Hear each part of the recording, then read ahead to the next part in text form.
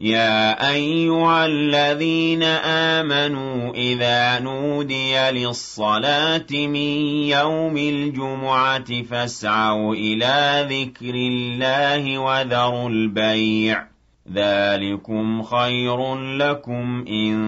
كنتم تعلمون. أعوذ بالله بسم الله والصلاة والسلام على رسول الله محمد بن عبد الله. عباد الله السلام عليكم ورحمة الله تعالى وبركاته. ambade tv shirfila la jaba ambi awfo ka wali mandon ka dil Allah subhanahu wa ta'ala fe alaka hina naka kishina ka barka alako jide ko chayane na ukelingile na bela jelenka biye juma ye biye domba ye juma hera alaka dama mantoro alaka ankishama alaka rabbako ka bo juma la kana juma la o ye jurmu ya faye ka bo sungalo la kana sungalo la o ye jurmu ya faye na ya yoroma jenya ka bo ka bayira jurmu na ambade Allah subhanahu wa ta'ala fe alaka ni kelen bela jelenke nen aw bolo jurmu ya faye ka andeme angase kan yoroma jeya ka bo jurumo kuma ba kilingelena bela jelena o hukumu kono juma kutuba kanu maga amba wala doniya ka fo anga be juma kutuba ambe Mali Bamako Nyamakoro Koko anga imam fe Abdul Mu'min Mali ay kutuba belebele kanye kada hiyide ukan naliuka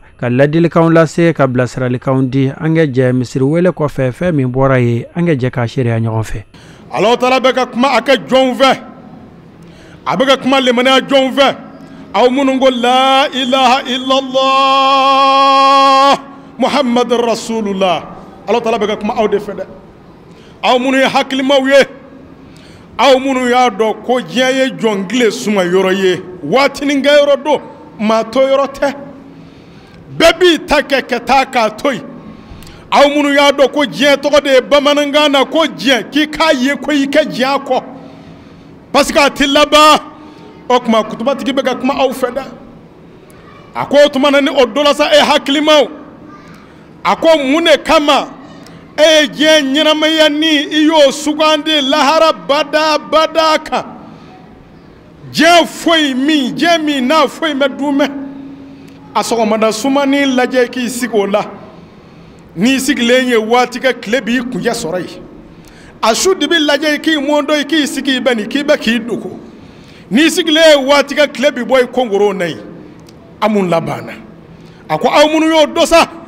ka do ko jenyana mani e watini ngurni e mena me chogo do la nyana ya wala ibno seme do la to bina wele ko shu do la shi robina wele ko kabru do ako tuma do le ko fe aw fe muna aw ye jen sugandi lahara kande ako dole ko fa aw fa muna je giringa jo annafulo nyini afanga ni joro nyini a joro ni nyini ni muna oye aw yakala buka bo Allah taala nyini made muna je nyini aw nyina ala ko foli ko muna je nyini ni aw nyina farda duru selli ko de muna je nyini ni annafulo baw cheli ka faranywanga katabla bangela ka konde jamaa malan wa adadahu yahsabu annama lahu akladahu kalla la yunbazara fil hutama wama adraka mal hutama naru lahil muqaddatu allati tataliu ala al afida innaha alayhim usaddatun fi amadin mumaddada ako muna awe na fulo cheka faranywanga ka sanga zo baw jo ninga do fatiri baw kono ka nongobo ka sora aw mebieta ka tanye da setika Allah taala ka soka ninga ala lamina labbaik allahumma labbaik million joli be ebulo bangela milliard joli bi bulo sanga zo joli mbi fe batima joli wulle mbi fe ngay mesteka ta inye da Allah taala ka sola abada ki be ki yere nagade ako hey e je griba we emi nega ki kala je denyi we emi nega ki be ki ja ako wallahi ako nyanama ka diya chuko mina balote ko soni kibini ko do jenada o nangara ba jol do no ya taga nindu ko kele ngo kaya kaka giringa kaka menjaw ka kaburu tumu klalo lakaba tumu yo soko du ka ba ninga do kolo na sema nu nyanje ka bela jile soso ninga toto akolo jela nu ya bubo yere be ku timina nja o fe kaburu kono koy akoyla o jol do emme miro lay meta shola o sunguru ba jol do o ya ka pour di baw mu ka ka meshi ku kala jawndo ya ninga ka jefu ko ciw do ka ka ergardi mondo ndo ya aklalo la ninga mondo kasangeni na ka tada kaburu kono e min gonda e mbo baraye shukle saba kaburu kono katase semene kelma bado ko tigi wara be bo baraye na lete la hawla wala quwwata illa billahi lazim e min go minga taka o joljol do no tola minga taka fo tala yo taka ta shuru kaburu kono ali hakum takasuru hatta zurtum lima kabira o joljol do ako hakili tigi yala nda miri san nga nda shi nga sekangowa wa jefili koroda anangara baw ta chogo fla singulo ta chogo fle a dawlatigu ta chogo fle a fama baw ta chogo fla milliardaire ta chogo fle obita domino ka saraka bo bela jele bika anguro e kaba shudono preselendo kaburu seno preselendo munu zigile meka shudono kono olu fana preselendo abina faranywanga obina ni bomboni ndama doe tamaro klo dama do soko bomboni mbala takula gulali tandu ubolo ninga no dada almami tamakoro almami komi siza nyangmai ama feka saraka bo faranywanga kle saba kle wolo vla kle binani saraka bo ga angoro kala se o yi finali tale abana iya munga kabla irenye giringa jodama amenja dama mashi tega saya programu mashi tega kaburu programu bela jele do ko bi kanyina ma programu ki de nga avenir gla la hawla wala quwwata illa billahi lazim kutuba tigi be ga kuma ifa ki ka ta doni fami minya kaburu do ki ka ta doni fami minya saya sikarado ambado wala kutuba tigi kuta ko e haklimaw akika do jefli koro emeni ja chugo jena bi ni kodo Allah jemi vla na vatiri baw olu melaba foi la foshu tajiri ki ka siriro sabani kangoro meleke ka ta kun vlana ana seleke nani giri gara subhanallah akui ka do jefli koro jemi na sanga zo baw melaba foi la fo kaburu kono shili hakili tigo akui ka do jefli koro jemi mbala nam basa irisu melaba foi la wallahi fo popleni kasange shuka uniformu subhanallah ako wajie fili koroda e hakilimo ikimiri kitashi ira domba jol do ni no edimisa ka nyonve o ya to tan fila ka tan no ngoma kabru kono i doma jol do je famauna o ya to tan fila gardo bi goshi minya o mondole fila ko dabi i doma jol do je doktora bawla ni kuzela min vey jigibi da ka fo ni mela ka sela dala bi fere dashi o jol do no era mondola ko dashu tajirla ambado kutwati ko jien fili koroda imini ja jena chugo ko do la kibini ko do ala je famo kanga miri nga tashi wallahi teni mina bla do la sabraba mina bla do la bina shendri ba ndu ko do la je singula kanga miri nga tashi wallahi ko saya nimela ka bini saw do la ki ka gardi ko resikle tu de la tasara la abada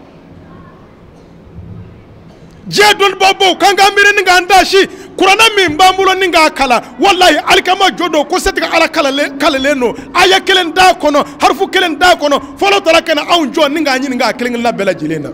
la hawla wala quwwata illa billahi la alazim aun yo kurana de tako ka jenyi ni nay aun yo kurana de taka ziganga wajulu ka micro ko fe herak ma me bo aun datugo fo futnak ma jamana chikma ñom baneni ñom vaneni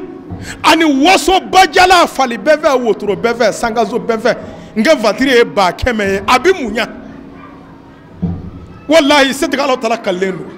ko abina njo ninga nyinga dodola barashila atamuruna an-nasa bil birri wa tansawna anfusakum wa antum tatluna al-kitaba afala ta'qilun ala baka kuma on feda ala kuma ala kramin dala neka akoni adu minchi lenye ni dugu minchi lenye ni jamana minchi lenye kana jigi dutigila kana jigi jamana tigila kika jigi jamana don baw na afamauna mali famau mali don baw ani yoro flada ko mali chila ka flengolonji nga da kolonji ma koro kote ko mande milombo lamba ko nga ka tibo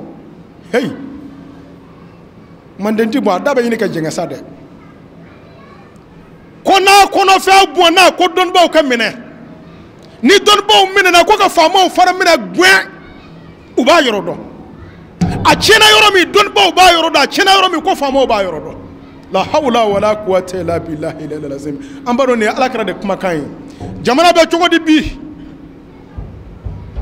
jamana famo be cogodi jamana don bo be cogodi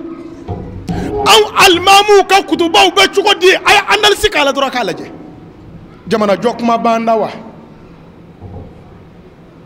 be ku yere ta be ku ita bebe ka giri ku yere togola ta mashita fo jamana mashita fo faso be ku yere kun ya nafsi la hawla wala quwwata illa billahi al-azim anguma manga dorba koro de da folo ko sutura bangoroni ku bo fe katama lebu getura ka lebu tura fale ko lu be sutura bangoroni fani oye angongo maliko togala samasogo ye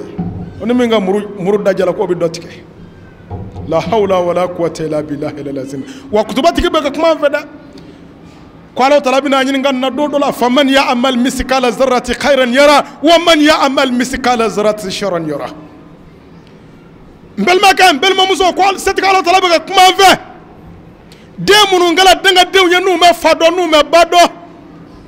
كينوا دعنا دينجاما ما كبروا كناي إتاچوا كاسمايا منو يا كاكا تشكك كون إنيه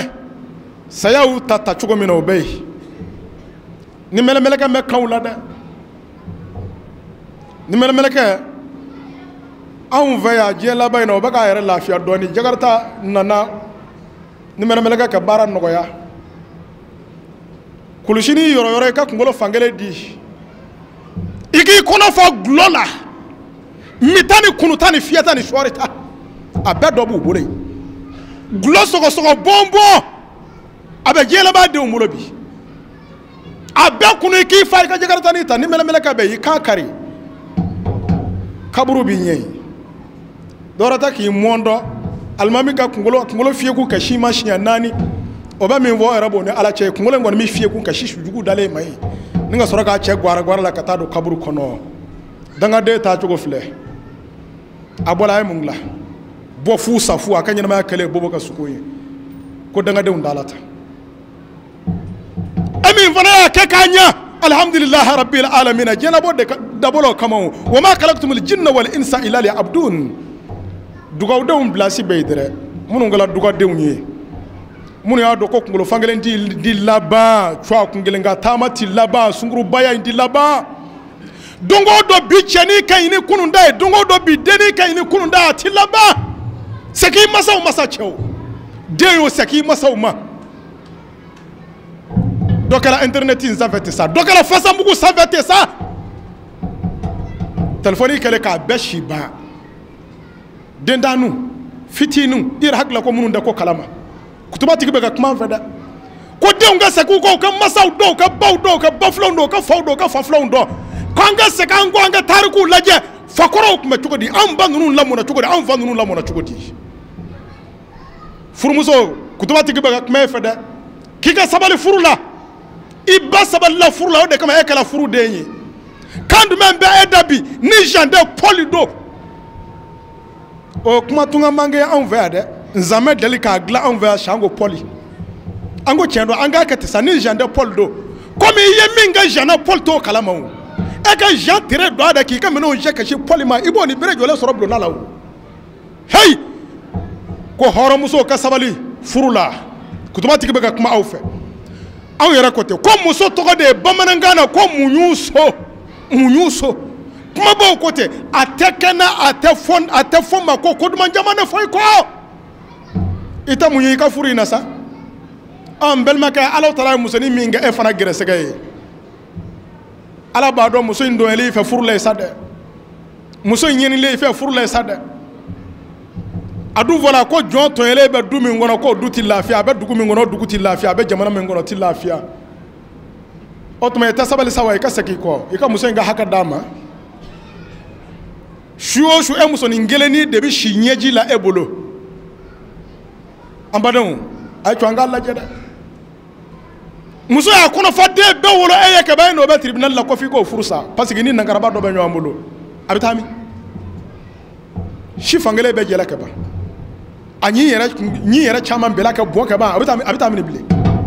belma ka ko fana ka sabali i fa sabalila de o de kama fɔla ma ko cɛbakɔrɔ o de kama e ba bɛ furu la o de kama i ba fana sara furu la mais e ko e tɛ sabali k'i taw mara kutubatigi bɛ ka kuma i fɛ maliyɛnw ko kutubatigi bɛ ka kuma u fɛ k'an ka muɲu ɲɔgɔn kɔrɔ ko ka sabali ɲɔgɔn kɔrɔ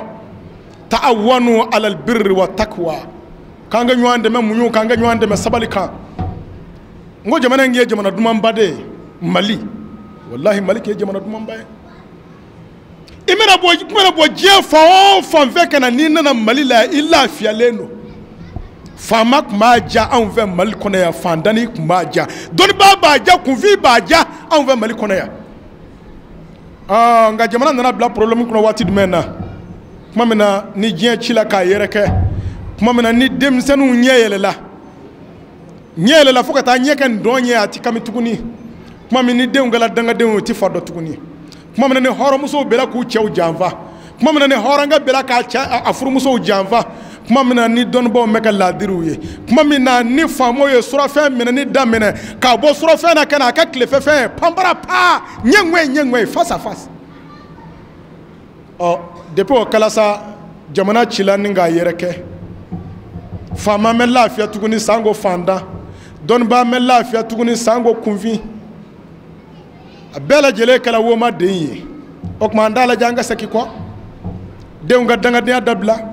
dɔw ni ka bɔ gulɔba min na gulɔ min bɛ min anw fɛ jamana kɔnɔ yan ne tɛ diɲɛ jamana dɔn a bɛ min yɔrɔ min na gulɔ min bɛ min yan kɔmarasaw ɲininka maa minnu bɛ yen ni olu ye gulɔ marisi n'u y'a daminɛ san damadɔ n'u bɛ kɛ cogo min na a da sigarati dama ma sigarati dama e k'a da o dama ma denmisɛnnin fitinin minnu bɛ b'u fara kɔnɔ sigaratinin b'a bɛɛ bolo k'a si bɔ n'u fɛ u bɛ jakarita sanfɛ jakarita ni sisi bɛ ka bɔ olu minnu bɛ moto sanfɛ olu fana sisi bɛ ka bɔ tasuma bɛ jakarita la tasuma bɛ jakarita tigi la denmisɛnnin fitinin u tɛmɛna o bɛɛ ka sigarati o t'u ɲɛ minɛ da tuguni an ɲɛ bɛ fɛn wɛrɛ la u bolo cogo min na ne ka sigarati fa n'a ba ye ne ko n ko ayi nin ye sigarati mɔkɛ de ye o gazi baranin b'u bolo u bɛna ka n'a sigi n'u y'a sama n'a sisi ko bugoyi ne ko denmisɛnninw ma ko nin fana ye mun ye ko nin ko i b'a fɔ nin ma ko shisha la hawla wala quwwata illa billah n ko ye shisha n ko ye banajuguba dɔ tɔgɔ anw fɛ farafinna yan fɔlɔ shisha ayi n'o ye mina i dolen sigara de la fɔlɔ a ye dɔgɔtɔrɔw ɲininka aw ko conséquence min bɛ sigarati la k'a sɛbɛnlen b'a kan ko ni maa min ye sigarati min daminɛ k'i ka ɲɛnamaya bɛ danger la n ko o tuma na min mun y'u bolo nin ye ko shisha ko bɛ cogo di ko k'a fɔ shisha minnaw masaw ye ko n'i den donna shisha min na k'i ka taa kasankɛ sa i k'o bila a sadon dɔlen don n'i den donna shisha min na k'i ka n'i yɛrɛ sɛgɛn ka muso furu nafolo bɔ a ye bilen n'a ye san kelen ni san fila sɔrɔ ka shisha min a tilalen ye kulusi jalako la o ye k'i n'i yɛrɛ sɛgɛn la hawla wala quwwata illa billah i m'a ye anw ka diɲɛ laban furu sakunda d'u la su ni tile mankan bɛ furuso la sakun si tɛ dɔn furu sala mun kama sakun ti dɔn a la an y'an dɔw la o k'an ma ko cɛmanninw dama t'a min koyi ko musomanninw fana b'a min ne ko tabarikala o de kama musomanin shisha min musomanin sigarati min ne ko gwabugu sisi mɛ e bɔ fo sigarati sisi gwabugu sisi mɛ e bɔ fo shisha sisi e musomanin tabarikala o y'i ma hɛrɛ ye musomanin min donna sigarati min na ou bien min donna shisha min na maa b'i jigi da o ka den wolo ka bilen wa kɔnɔnugu finna ka ban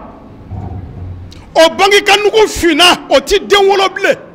la hawla wala quwwata illa billahi al-azim o kuma jamana turulen a kunyugu ka nin cogo in na sa o kuma na jamana donna kunbala na fiɲɛ min na o tɛna na cogo la bilen sanji min bɛ jigin o tɛ jigin a na cogo la bilen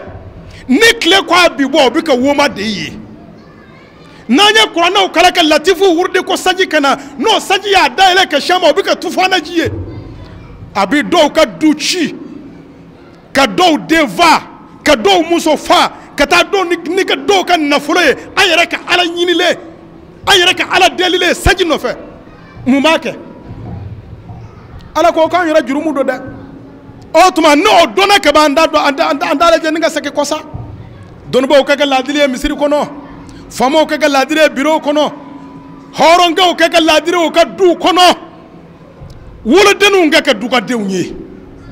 an b'a ɲini Alahu taala fɛ jamana in yɛrɛ bɛ ala k'a basigi ninga ala dela ka hina jamana na ala maliyaw jota la de mali famaw jota la mali donbaw jota la mali kunfun jota la dimson jota la afurmuso jota la ala ne aw minanga jurumuma sanjitina aw ngable de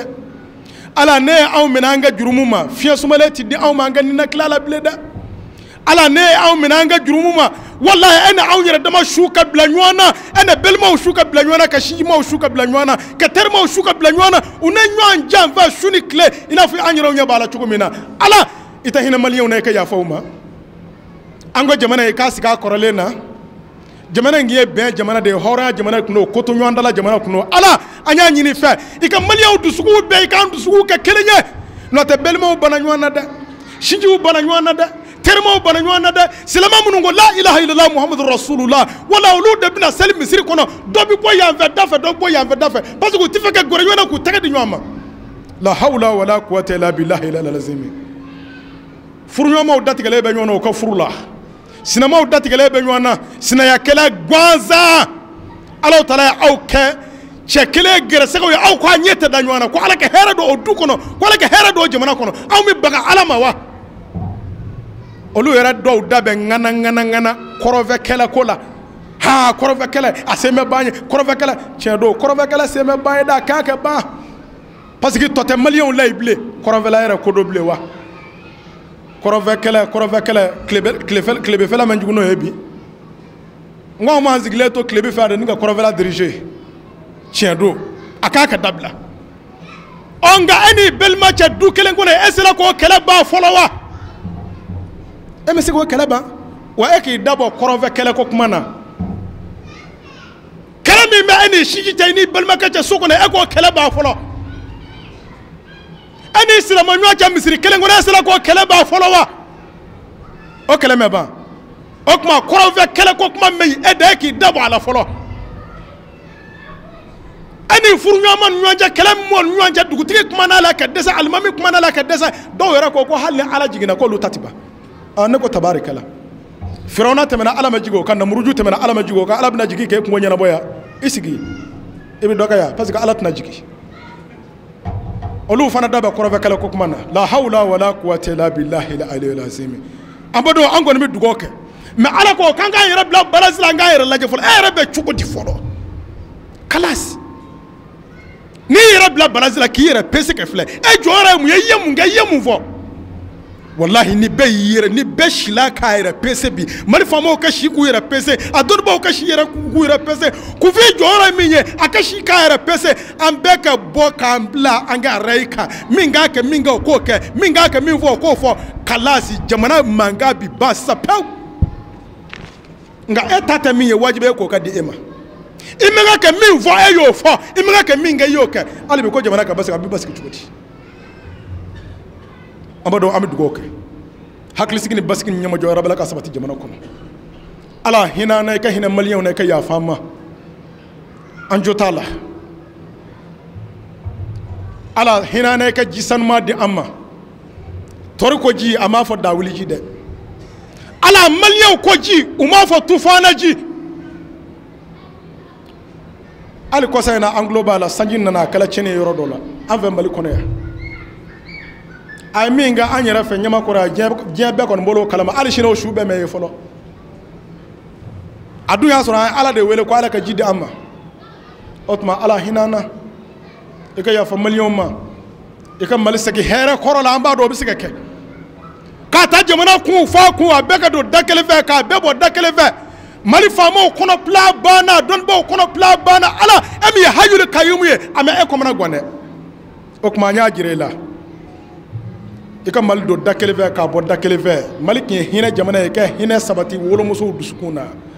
ika hina sabati dutuku dusukuna an ve a dutuku de kumi du jo ka ba ninga du so dengelen nyo kere fa ko gnon jiki so ayi do ti do ni nana bismillah lendo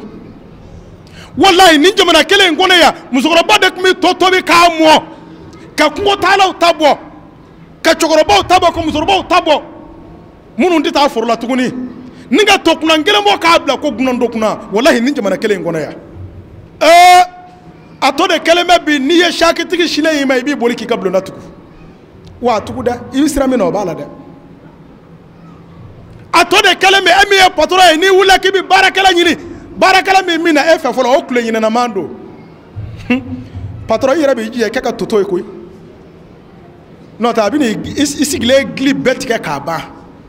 oni patron yira kala toto e sa kloyina kana do toto wo kono mama fa wa ya yira fa okmana bi be ka nyu anda shi sa na to la min dala jeli bi soro ko mabalima otma e twanga sekango أما فربنا آمنا بما أنزلت واتبعنا الرسول فاكتبنا مع الشاهدين ربنا افتح بيننا وبين قومنا بالحق وأنت خير الفاتحين ربنا افرغ علينا صبرا وثبت أقدامنا وانصرنا على القوم الكافرين ربنا لا تؤاخذنا إن نسينا واخطأنا ربنا ولا تحمل علينا إصرا كما حملته على الذين من قبلنا ربنا ولا تحملنا ما لا طاقة لنا به واعف عنا واغفر لنا وارحمنا أنت مولانا فانصرنا على القوم الكافرين عباد الله إن الله يأمر بالعدل والإحسان وإيتاء ذي القربى وينهى عن الفحشاء والمنكر والبغي يعظكم لعلكم تذكرون وأقول قولي هذا واستغفر الله لي ولكم إن الله غفور رحيم صلى الله على سيدنا محمد الفاتح لما أغلق والقاتم لما سبق ناصر الحق بالحق والهادي إلى صراطك المستقيم وعلى آله حق قدره ومقداره العظيم إن الله وملائكته يصلون على النبي يا أيها الذين آمنوا صلوا عليه وسلموا تسليما صلى الله عليه وعلى آله وصحبه وسلم تسليما سبحان ربك رب العزة عما يصفون والسلام على المرسلين والحمد لله رب العالمين أقيموا الصلاة إن الصلاة كانت على المؤمنين كتابا موقوتا الله أكبر بسم الله الرحمن الرحيم الحمد لله رب العالمين الرحمن الرحيم مالك يوم الدين إياك نعبد وإياك نستعين اهدنا صراط المستقيم صراط الذين أنعمت عليهم غير المغضوب عليهم ولا الضالين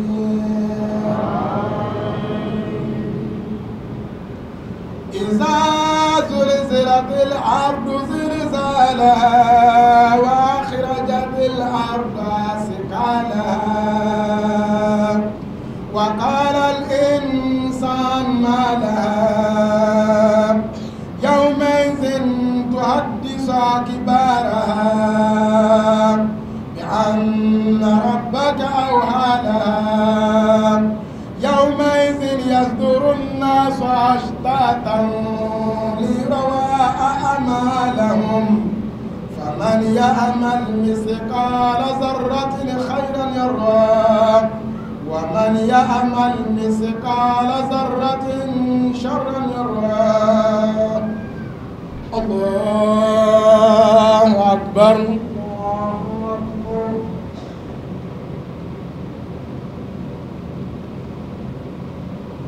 سمع الله لمن حمده ربنا لمن حمده الله أكبر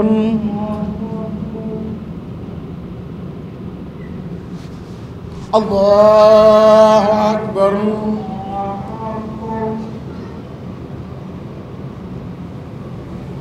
الله أكبر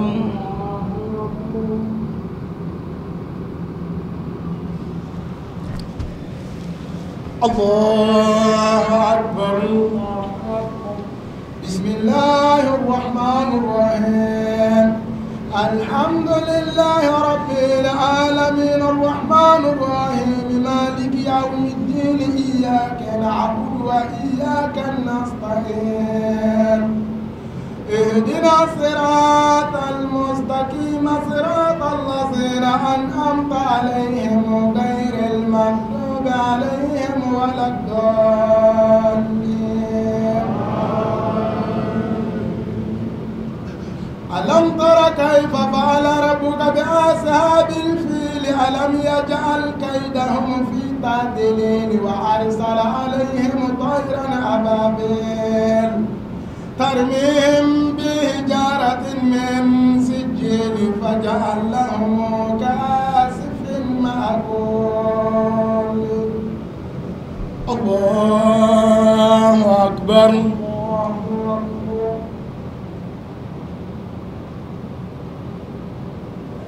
سمع الله لمن حمده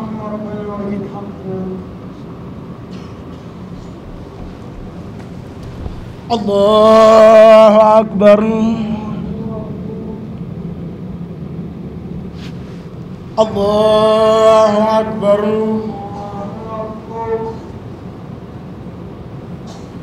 الله أكبر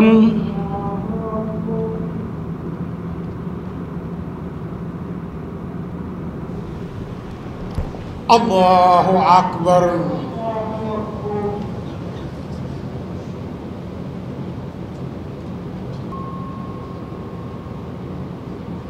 السلام عليكم ورحمة الله السلام عليكم ورحمة الله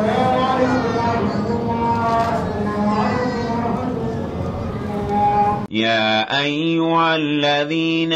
آمنوا إذا نودي للصلاة من يوم الجمعة فاسعوا إلى ذكر الله وذروا البيع ذلكم خير لكم إن كنتم تعلمون